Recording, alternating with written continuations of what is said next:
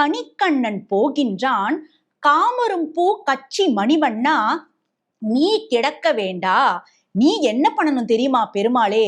என்னுடைய சீடனான கணிக்கண்ணன் போறான், அதனால நானும் அவனோட போறேன்.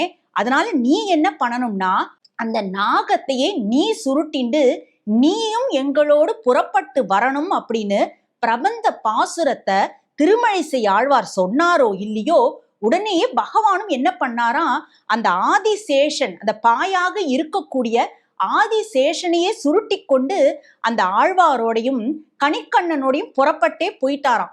ஆழ்வார் கிளம்பியாச்சு, கணிக்கண்ணன் கிளம்பியாச்சு, பெருமாளும் கிளம்பியாச்சு அப்படின்னதும் அந்த ஊர்ல இருந்த அந்த சுபீட்சம், மரம், செடி, ஐஸ்வர்யம், ஒளி எல்லாமே ஆழ்வாரை நோக்கி பின்தொடர்ந்து கிளம்ப ஆரம்பிச்சுதான். அப்போ மன்னன் தன்னுடைய தவறை உணர்ந்தான்.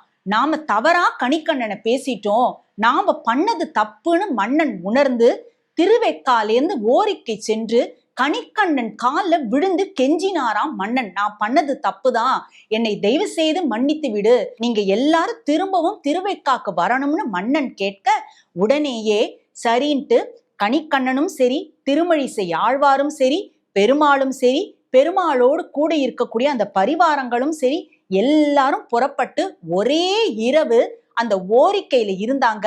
அடுத்த நாள் இவங்க எல்லாம் கிளம்பி திருவெக்காக்கே வந்துட்டாங்க. வந்ததுமே ஆழ்வார் திரும்பவும் பெருமாளை பார்த்து சொன்னாரா, கணிக்கண்ணன் போக்கொடிந்தான், காமரும் பூ கச்சி மணிவண்ணா, கிடக்க வேண்டும், நீ மறுபடியும் போய் படுத்துக்கோ. இதனாலேயே நாம பகவான நன்னாவே சொல்லலாம், பெருமாள் ஒரு பக்த வத்சலன் தான். உண்மையான பக்தியோட நாம அந்த பகவானை அழைக்கும் பொழுது, அந்த பகவானை நாம் அணுகும் பொழுது நமக்காக பகவான் நிச்சயம் வருவார். அததான் சொன்ன வண்ணம் செய்த பெருமாளாக செய்து காட்டி எத்தோத்காரி அப்படிங்கிற அந்த சமஸ்கிருத அந்த பதத்துக்கே அர்த்தம் சொன்ன வண்ணம் செய்த பெருமாள் அப்படிங்கிறது தான்.